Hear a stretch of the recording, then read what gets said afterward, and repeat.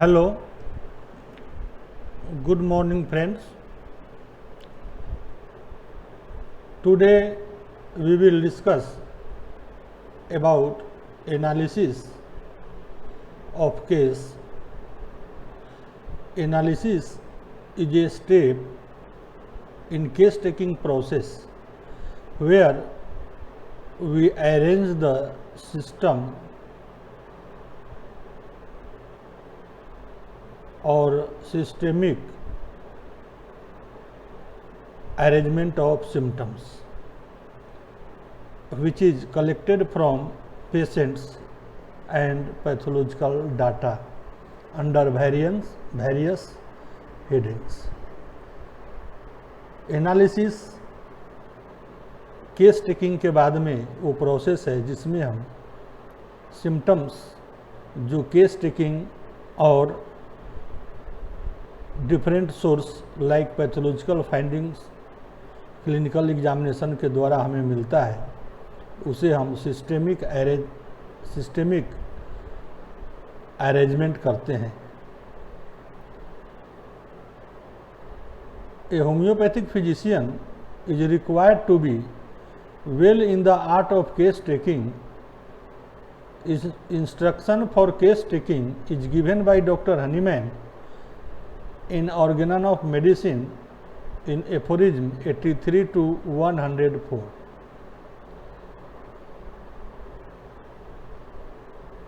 Dr. Hahnemann aphorism 83 to 104 के अंदर case taking के बारे में इंस्ट्रक्शन दिए हैं। After case taking physician has with him a frameless mass haphazard collection of symptoms and sign of the patient. Case taking के बाद एक फिजिशियन या मेरे पास जो सिम्टम्स आते हैं वो फ्रेमलेस होते हैं, means without boundary, haphazard collection of symptoms and sign.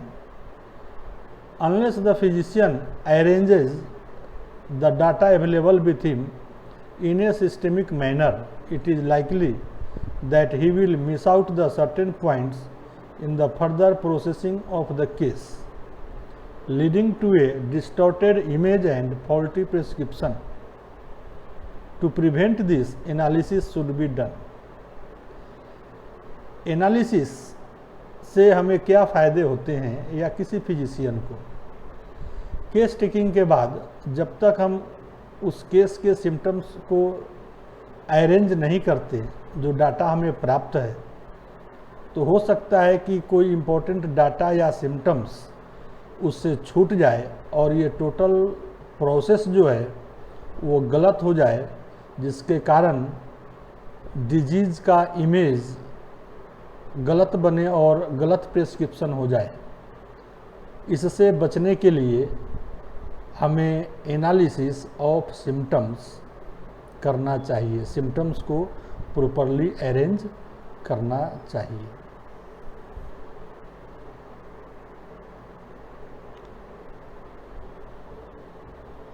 Each of the groups have different philosophy and approaches on symptomatology.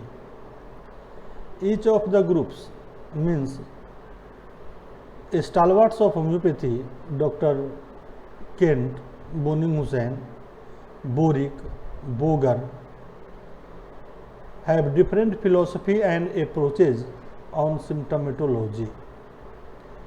At last, agree on symptoms complex that expresses the totality of symptoms, which leads to final application of law of similar.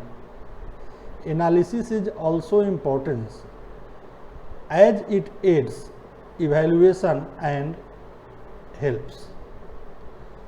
Analysis is also important as it aids evaluation and helps.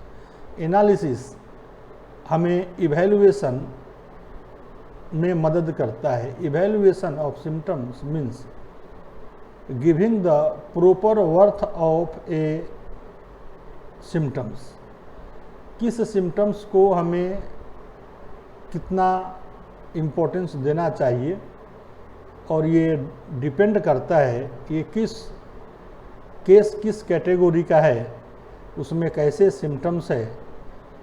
हम evaluation Kint के अनुसार कर रहे हैं या बोगर के अनुसार या बोनिंग-हुसैन के अनुसार। Where a case is acute और क्रोनिक और acute exacerbation of the chronic case, अगर केस एक्यूट हो या क्रोनिक या acute phase of chronic, to know about dominant miasm, इसकी ज़रूरत मायजमेटिक डायग्नोसिस के लिए भी पड़ती है। A stage of disease whatever it is reversible, irreversible और प्रोग्रेसिव। पेशेंट जो मेरे पास आया उसकी स्थिति रिवर्सिबल मीन्स ठीक हो सकती है, ठीक नहीं हो सकती है, या जो स्थिति में है उससे और बढ़ सकती है। इन चॉइस ऑफ रेपर्टरी, अगर हम रेपर्टरी का सिलेक्शन करें तो जो केस और जिस केस में मेंटल सिम्टम्स ज़्यादा होंगे हम केंट रेपर्टरी का सिलेक्शन करेंगे। जिसमें कनकोमिटेंट सिम्टम्स ज़्यादा होंगे जैसे लोकेशन, सेंसेशन, मोडालिटी कनकोमिटेंट होंगे, उसमें हम उस केस के लिए बोनिंग-हुसैन थेराप्यूटिक पॉकेट बुक का हम सिलेक्शन करेंगे। और जिस केस में पैथोलॉजिकल फाइंडिंग्स ज़्यादा होंगे, पैथोलॉजिकल साइन एंड सिम्टम्स, वहाँ पर हम बोगर रेपर्टरी का सिलेक्शन करेंगे। इस प्रकार रेपर्टरी का सिलेक्शन हम केस के अनुसार उसमें पाए जाने वाले सिम्टम्स के आधार पर करते हैं। To complete the symptoms and to determine the incomplete symptom and to complete them, analysis हमें सिम्टम्स के बारे में जानकारी देता है। सिम्टम्स कंप्लीट है या इनकम्प्लीट है, अगर इनकम्प्लीट है तो उसे हम कंप्लीट करें और उसके लिए हम क्या करेंगे। Process of analysis according to doctor Kent, mental, physical general, pathological general, characteristics, particular, common, miasms, probable outcome, these are the factors in Kent's evaluation, Kent analysis. Mental, under mental, will and emotion, understanding, memory and intellect, dreams. Symptoms related to this sector, will and emotion, understanding, memory and intellect, dreams, included in mentals.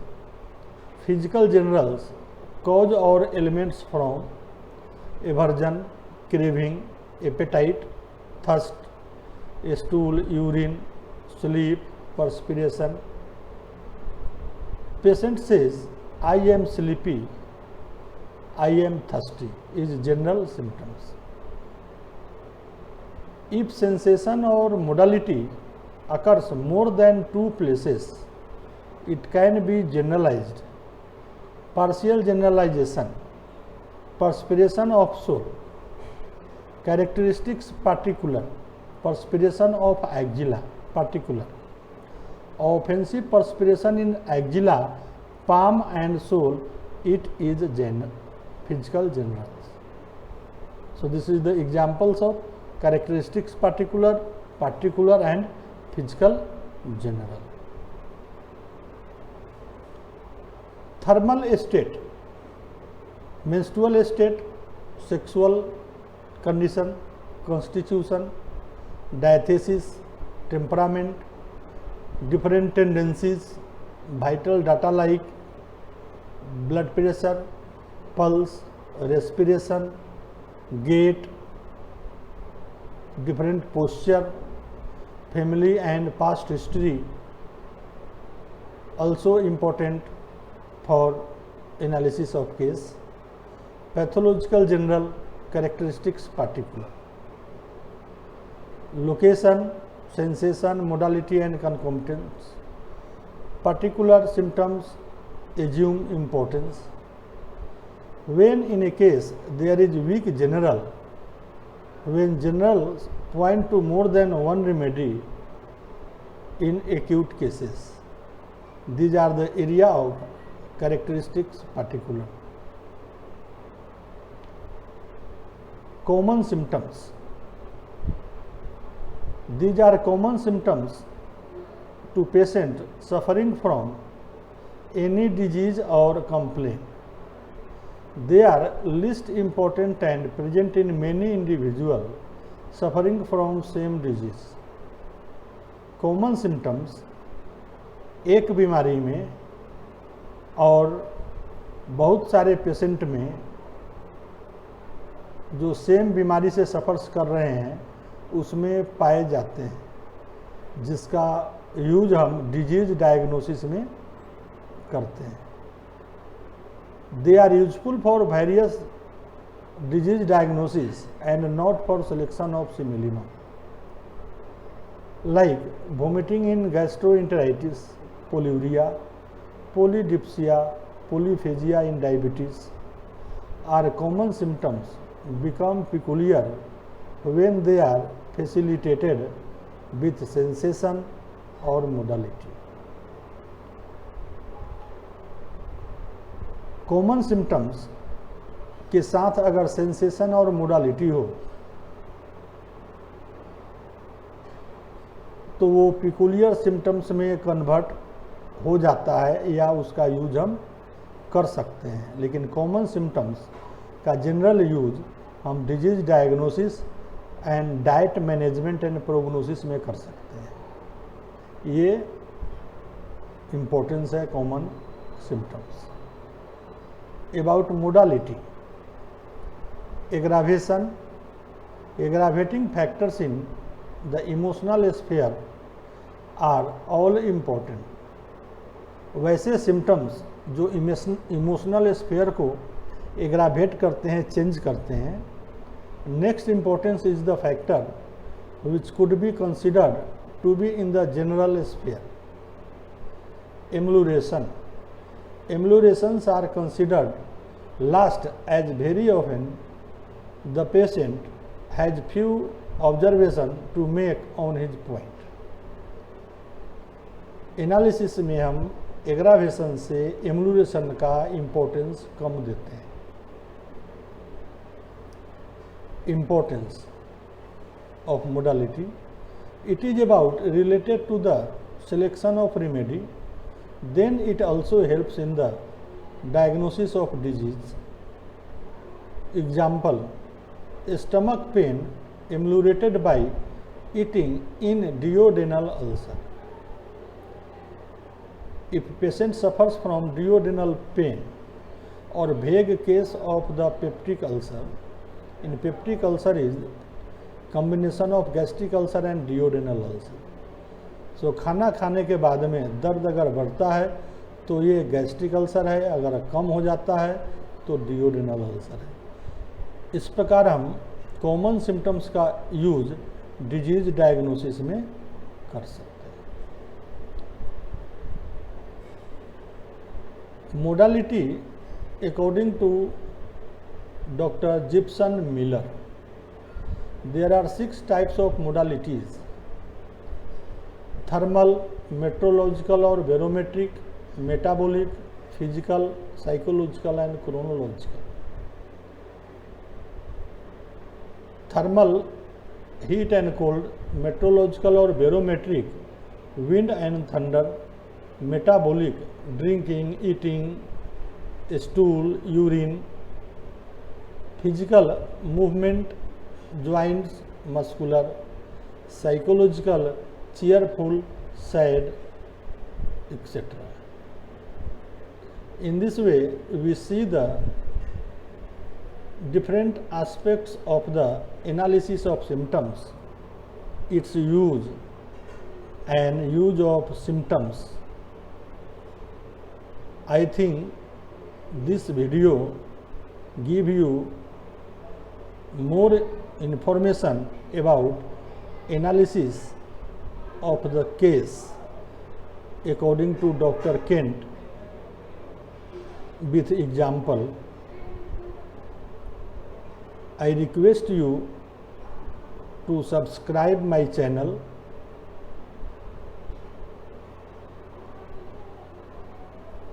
share the videos and subscribe. You give me suggestion for improvement. Thank you.